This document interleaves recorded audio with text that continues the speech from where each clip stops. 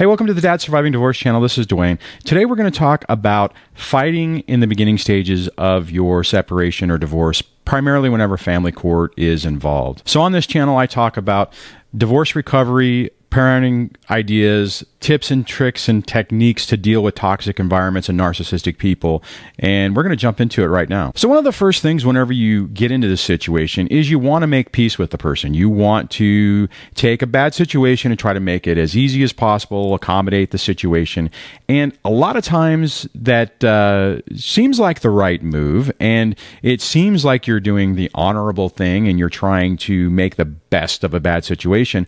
But in these toxic environments and these toxic situations, it can really blow up in your face. This is especially true when you're in the beginning stages, when you're still really struggling with trying to figure out what in the world is really going on.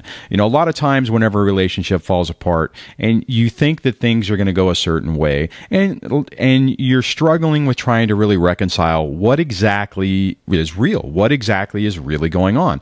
And in that state, when you're doing that, you can be blind by what is potentially going on, and those mistakes can cost you dearly when you ultimately end up in family court in front of a judge. Now, if you've seen my other video or my interview video with Joe Cordell from Cordell, he talked about coming from this situation from a position of power. Not necessarily that you're going to end up in court, but the better your position is, the better your argument is, or the better your case is, the more leverage it gives you whenever you're trying to settle. And ultimately, if you do end up going to court, then you're better off in that situation altogether. So if you haven't seen that video interview with Joe Cordell, I'll put a link up here in the little tag box and a link in the description.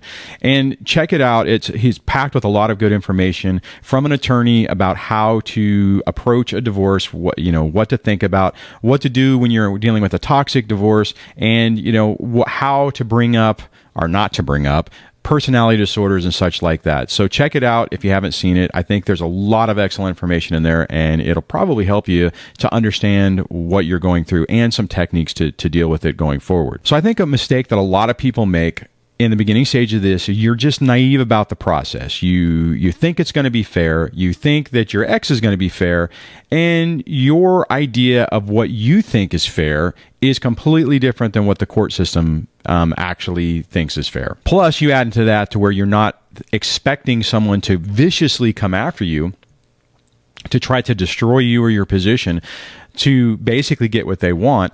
Being naive in all those steps can really cause you a lot of problems going through this. So personally, I didn't think that my ex had it in her, quote unquote, to be evil. I figured that we'd been together a really long time. It was 21 years, I think, when the separation started. It might have been 20. I get the times confused a little bit.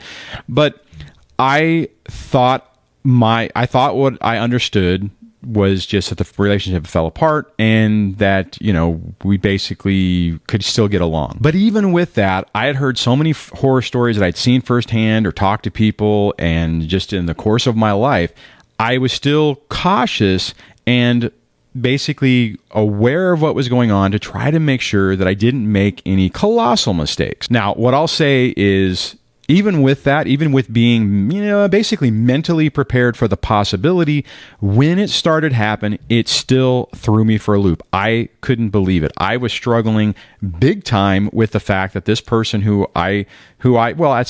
technically at that time, I still loved her. I just couldn't deal with the chaos and the drama and just all the stuff that was going on in the relationship, that I just basically tapped them out and said, I just can't do this anymore. And my impression, and I've made other videos about this, so I don't necessarily need to talk about it, but the short version is, I just assumed that she didn't really want to be with me. She wanted to be with someone else, and that's why she couldn't, quote unquote, give me what I needed emotionally. And I thought I'd made my peace with that. But as soon as the situation turned vicious and ugly, I was woefully unprepared for that, and it really threw me for a loop. Then the fear and the anxiety of it, and the just the overwhelmingness of everything that was going on really complicated the situation for me. It made me make decisions that weren't really in my best interest. My interaction with the kids weren't that great, and it was a complicated situation. And I've made tons of videos on that, and you can check those out or ask questions if you want to. So I get that you may see starting your situation as this is unproductive, but going in with your eyes open and being aware and not naive can really prepare you for what you're ultimately going to deal with. Now, like I said, in my situation, I think if I wasn't basically fundamentally preparing myself for this in the beginning, I think it would have been a much worse situation. So you have to understand the potential of what you're dealing with and be prepared if it does actually happen. So making those tough decisions, making those decisions to document what's going on, to point out issues that you think aren't really serious, that you're just going to let go. In the beginning stages of that, I hate to say this, but you're better off collecting all that information, providing that to your attorney so you actually have the ammunition in your arsenal in case you need it. Now, it doesn't necessarily mean you have to use it. It doesn't mean that, you have to go in with guns a-blazing, but you need to have that information readily available. So if on that first court hearing, for instance, things do go south, you have your own information to counterpoint what they're talking about and to make sure that you're just not completely blindsided by what's going on and basically setting a stage for a really complicated situation going forward. Now, I get that these situations are complicated anyway, so that's just a given. But what I'm saying is if you go in naive thinking, okay, I'm going to, we're going to be able to work this out. I'm not going to get an attorney, and every little dark secret that's ever been in my past is not going to be brought up. That is a bad move. Now, if you go in and that doesn't happen, and great, if it's fair and your ex is reasonable and you guys can hammer out an agreement that's fair and equitable, then that's different. But what you don't want to do is you don't want to walk into court, and you don't want to walk into your first meeting and walk out completely blindsided and being completely blown away by what happened. Because the problem with that is once you set that stage in the beginning stages of divorce and then subsequently going forward, it means you're going to be trying to regain ground. And the last thing I'm going to leave you with is the one thing you need to really remember is everything that happens, within the family court and the ultimate order is going to set the stage going forward. So if you, for instance, are thinking, well, I'm not going to make it complicated, I'll let her have full custody. So you need to set yourself up with the best deal starting this thing right out of the gate. Because if you try to be accommodating, you say, okay, well, they're really angry and I'll just, let them have primary custody. Setting that stage and that precedence can really blow up in your face. Now, if it's a situation, and the problem is if it's a situation where you guys can ultimately get along, then maybe that would be fine. But if you do that and things go poorly, then you're in a much more complicated and difficult situation to enforce visitation or get more time or to have accommodations to move things around. Your best bet is to go in for, as long as you can do it, go in for the most amount of time that you can have with your kids so that you can actually have a relationship with them. For instance, I had a friend of mine who a few years back was talking to him when I was starting mine, and this was a piece of advice that they gave me, or him and his new wife had given me, and that was, get as much time as you possibly can. The mistake he made is he thought that, she was a stay-at-home mom and that the kids had always been with her anyways, so he was fine with weekends, every other weekend, and her having primary everything. Well, as it progressed, and once reality set into what he was really dealing with, he was trapped to get more time. They actually went back to court to try to point out the situation, what was going on with the ex, and what was happening with the kids. And the kids were having all kinds of issues and therapists and outbursts and just problem after problem. And when I say therapists, they weren't seeing a therapist when they were with their mom. Whenever they would come to visit dad and his new wife, they would try to get them help. They would get the kids basically stabilized over a little period of time, and then everything would go back to, basically chaos. Whatever you start with is probably going to be what you're stuck with without a huge and expensive battle. So I would highly encourage you to get as much as you possibly can in the beginning, so that if it does go south, you have that visitation set up. For me, in my situation, I absolutely went for 50-50. I had considered not doing that. And when talking with my initial attorney, he basically told me that especially because in my situation, my ex, or my wife at the time, was planning on moving out of state with the kids, said anything but joint is giving her more power and more control and a greater possibility to be able to leave and move and take the kids. And that scared the crap out of me. So I said, okay, I'm not going to be accommodating on that. I am absolutely going for 50-50. And that's what I was going for from the beginning. And it was a pain to get there, and it cost money to do it. But ultimately, that's what happened, and we've settled when it finally came down to it. And after, thousands or tens of thousands of dollars had been spent,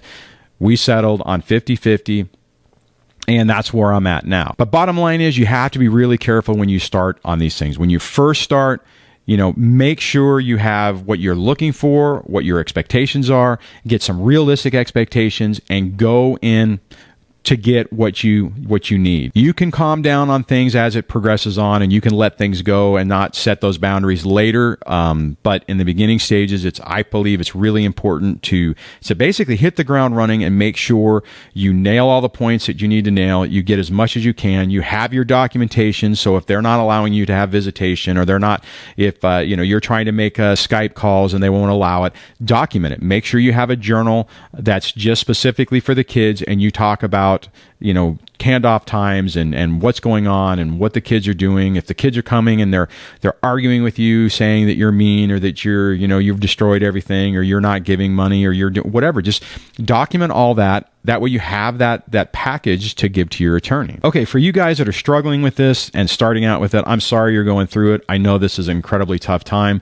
Just I'll leave a link to my Mindset for Narcissistic Abuse Recovery, not necessarily a divorce-specific playlist, but it will give you a huge jumping point or starting off point and a primer for how to deal with these situations and techniques to help you deal with it, which taking those and not taking the bait right now is critical, because more than likely they're going to try to bait you. Your ex is going to try to bait you to prove their point that you're unstable, you're angry, you're vicious, you're all those different things to basically position their case to where they can win, where they can force you to settle because you don't want to deal with it, or to get the court convinced that you are this horrible person that shouldn't have access and be around the kids. All right, so if you're having issues with this and you want to talk about it, leave it in the comments below. We have a great community here on the channel where people will share their experiences and give their advice from what happened from when they started to where they are now, which is invaluable to really be able to see the transition. The main thing is to know that this is going to be a really hard time in your life, but you can get through this, and you can get through this with it's going to be difficult, but you can make decisions now that help you in your court case and also help you with your relationship with your kids. And I have a lot of videos on that. So on that, if you like this video, give it a thumbs up. If you like the channel, please subscribe. Hit that bell notification so that YouTube will actually tell you about the channel, or not the channel, but when I post something. And head on over to the Dad Surviving Divorce website and sign up for the newsletter, where I send out newsletters and information about stuff that I think might be interesting to you guys. Plus, I send notifications out of the upcoming live streams that happen every Tuesday. And I will chat with you guys in the next video. Take care. Bye.